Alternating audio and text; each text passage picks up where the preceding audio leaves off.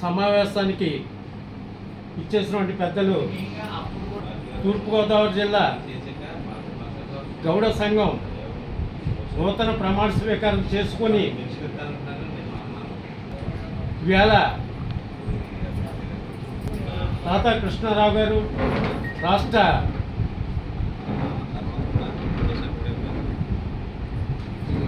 కృష్ణారావు గారు అలాగే జిల్లా అధ్యక్షులు మార్గాన సత్యనారాయణ గారి ఆధ్వర్యంలో మరి బ్రహ్మాండంగా అంగరంగ వైభవంగా మరి డాక్టర్ చంద్రబాబు గారి ఆధ్వర్యంలో మరి గురు వర్యులు పెద్దలు మరి ఈ సంఘాన్ని ఒక దిశ నిర్దేశించే దిశగా మరి నూతన అధ్యక్షులు మార్గాన సత్యనారాయణ గారి ఆధ్వర్యంలో జరగాలని ఈ యొక్క కార్యక్రమం రాష్ట్ర వ్యాప్తంగా కూడా ఫస్ట్ మందే వేళ తూర్పు నుంచే మరి విజయ దుందుబి మనం మోగించాం కాబట్టి రాష్ట్ర వ్యాప్తంగా ఒక తూర్పుగోదావరి జిల్లా ఒక రోల్ మోడల్గా మరి గౌడ సంఘం అంటే ఈ రకంగా ఉంటుంది.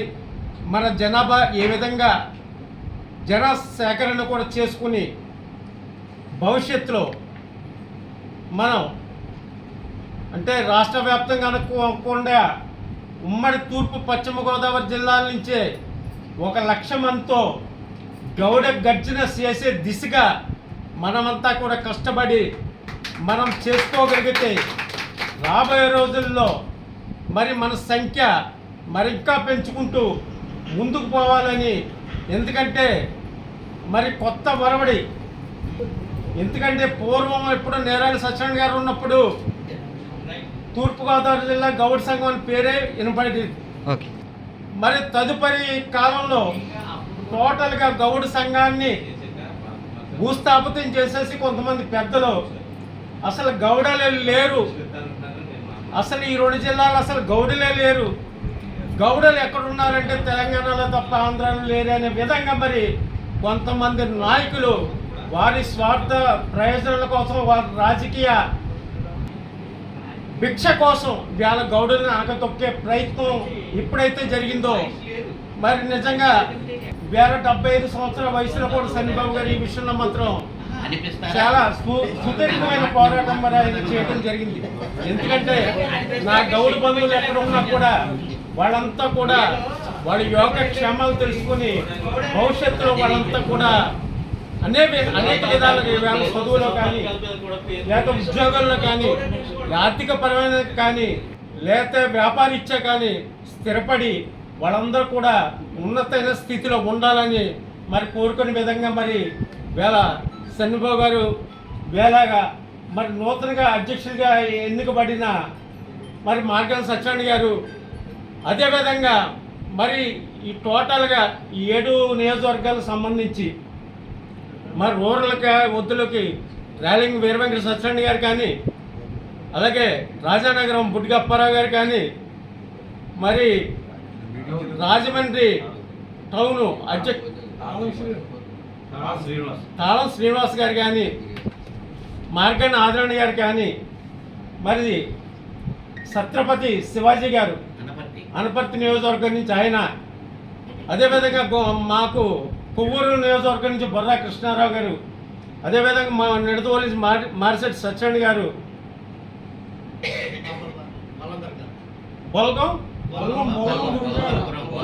వరలం దుర్గారావు గారు, అదేవిధంగా మరి అందరికీ కూడా పేరు పేరులో హృదయపూర్వక తెలియజేస్తూ మరి మీకు ఒక గురుతర బాధ్యత మరి ఈరోజు మీకు అప్పచెప్పడం జరిగింది. ఎందుకంటే ప్రతి నియోజకవర్గం నుంచి కూడా మరి నూతనంగా మీరు కూడా కమిటీలు వేయాలి. ప్రతి నియోజకవర్గం నుంచి మరి మండల అధ్యక్షుల్ని మీరే ఎంపిక చేయాలి, గ్రామాధ్యక్షులు మీరే ఎంపిక చేయాలి. మరి ప్రతి నియోజకవర్గంలో ఒక మీటింగ్ పెడితే మరి తాతా కృష్ణారావు గారు అలాగే మార్గన్ సత్యనారాయణ గారు ఇద్దరు కూడా సంయుక్తంగా వేళ అంటే మీకు కూడా తొందరలో, అతి తొందరలో మరి జూన్ జూలైలో రాష్ట్ర అధ్యక్షులుగా కూడా తాతా కృష్ణారావు గారు ప్రమాణ స్వీకారం చేయబోతా ఉన్నారు మరి. ఎందుకంటే ఆయన ఆధ్వర్యంలో జరగబోయే కార్యక్రమాలకి మీ అందరూ కూడా చేదోడు వాదోడుగా ఉండి మరి ఈ సంఘాన్ని మరింతగా ముందుకు తీసుకెళ్ళి రాబోయే రోజుల్లో మరి తూర్పు పశ్చిమ గోదావరి జిల్లాలో ఎక్కడైతే గౌడస్ లేరన్నారో అక్కడ 4 ఎమ్మెల్యే స్థానాలు తెచ్చుకునే దిశగా మనమంతా కూడా, అది ఎవరు ఏ పార్టీలో తెచ్చుకున్నా కూడా మరి మన పార్టీలకు అతీతంగా మనం గెలిపించుకోవాల్సిన బాధ్యత మనందరిపైన ఉంది.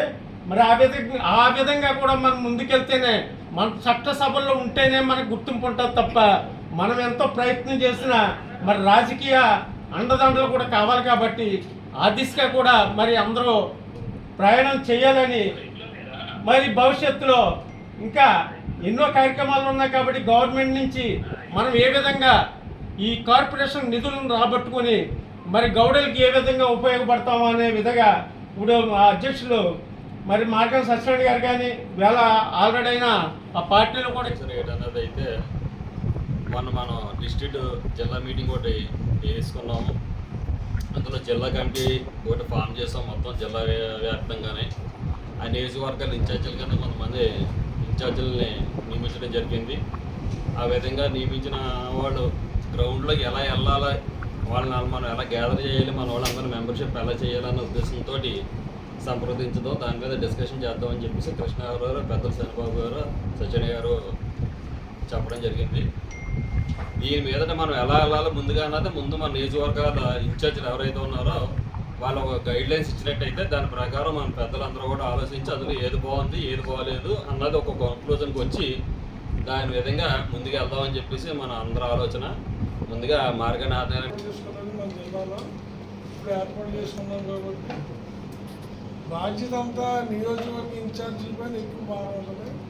వాళ్ళందరూ కూడా గ్రామ స్థాయిలో తిరిగి గ్రామ కమిటీలు వేసి, గ్రామ కమిటీల ద్వారా మండల కమిటీలు కూడా సేకరించాలని వాళ్ళందరికీ విజ్ఞప్తి చేస్తున్నాం. ఈ ఇన్ఛార్జీలుగా, ఈ నియోజకవర్గ ఇన్ఛార్జీలుగా ఉన్న వాళ్ళందరూ కూడా గ్రామ కమిటీలు వేసి గ్రామ పెద్దలతో సమావేశం ఏర్పాటు చేసిన తర్వాత మండల కమిటీలు ఎన్నుకోవాలి. ఇప్పుడు అంటే మన ఈ జిల్లా కమిటీ వేయడం జరిగింది. జిల్లా ప్రెసిడెంట్గా మన సత్యనారాయణ గారిని, అలాగే ప్రతి నియోజకవర్గానికి ప్రెసిడెంట్ని వేయడం జరిగింది. అయితే ఆ నియోజకవర్గంలో నియోజకవర్గ కమిటీ ప్రెసిడెంట్లు మాత్రమే వేసాం. ఇప్పుడు ఆ కమిటీని 3 మండలాలు ఉంటాయి ప్రతి నియోజకవర్గం. 3 మండలాల నుంచి తీసుకుని ఆ 9 మంది సభ్యుల కింద ఆ కమిటీని ఏర్పాటు చేసి, తర్వాత మండల కమిటీ మండలంలో వేసేటప్పుడు ఏ మండలం నుంచి తీసుకునే వాళ్ళు ఆ మండలం నుంచే తీసుకుని ఆ 9 మందిని అందులో వేసేటట్టు 3 మండలాలకి. అలాగే గ్రామ కమిటీలు కూడా ప్రతి గ్రామానికి ప్రెసిడెంట్, దాంట్లో కూడా 9 మంది సభ్యులను చేసుకుని వాళ్ళందరికీ ఎవరికి ఏ గ్రామానికైనా సరే మనం ఎంత జనాభా ఉన్నామో అని ముందు తెలియాలి. దాన్ని బట్టే ఎందులో అయినా మనకి మనకు వచ్చేది. నువ్వు ఇంత జనాభా ఉన్నావు కాబట్టి నీకు ఇంత మనకి ఇస్తారు. ఏదైనా దేంట్లోనే సరే రాజకీయంగా ముందు ఎదగాలి. రాజకీయంగా ఇప్పుడు ఆర్థికంగా ఇప్పుడు ఉద్యోగాలు చేసుకుంటే ఆర్థికంగా ఎదుగుతాం, చదువుకోవాలి. ఈ అన్నింటిలో ఇప్పుడు చదువు లేదు, ఎవరికో ఇది ఉంది, చదవగలిగే పిల్లవాడు ఉన్నాడు, అతనికి ఏమైనా హెల్ప్ చేయాలి. ఈ సంఘం ఉందంటే హెల్ప్ చేసే విధానంలో ఉండాలి. అలాంటి పనులు చేస్తుంటేనే ఈ కిందోళ్ళు కూడా ఎదురుకొచ్చి సపోర్ట్ చేస్తారు. వెనకాల వాళ్ళు ఎందుకు రావట్లేదని ఎవరు చెప్పారు ఇందాక. కిందోళ్ళు రారు, మనం పెట్టినా కానీ రారు అంటారు. ఎందుకు రారు అంటే ఎదిగినోడు వెనకాల చూడాలి. ఎదిగిన తర్వాత నువ్వు ఎంపీఓ, ఎమ్మెల్యేవో, ఇంకోటో, సర్పంచ్ ఏదో ఒకటి అయ్యావు. అయిన తర్వాత నా కులాన్ని చెప్తే నా కులం వాళ్ళందరూ పక్క వాళ్ళు రారా అని చెప్పడం కాదు. నీ కులాన్ని చూసే నీకు ఆ టికెట్ ఇచ్చారు. నీ కులాన్ని గుర్తించి నువ్వు కులంలో నీ కుల జనాభా ఎంత ఉందని నీ టికెట్ ఇచ్చారు. నువ్వు కులాన్ని ఇది చేయకపోతేలాగా. అందుకని నువ్వు అలా చూడట్లేదు కాబట్టి ఈ జనం నీకు కూడా రావట్లేదు. అది ఎదిగినోడు ఆ పని చెయ్యాలి. అలా చేసినప్పుడే ఇదంతా ఎదరికెళ్తుంది.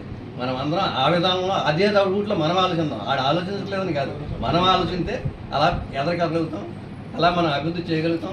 అలా స్టేట్ వ్యాప్తంగా మన కులం ఎంత ఉంది అనేది మనం తెలుసుకోగలిగాలి. ముందు మనకు దాన్ని బట్టి మనం ప్రతిదాన్ని అడగలుగుతాం. అడిగే విధానంలో రాజకీయంగా ఎదగడానికి ప్రయత్నం చేస్తాం.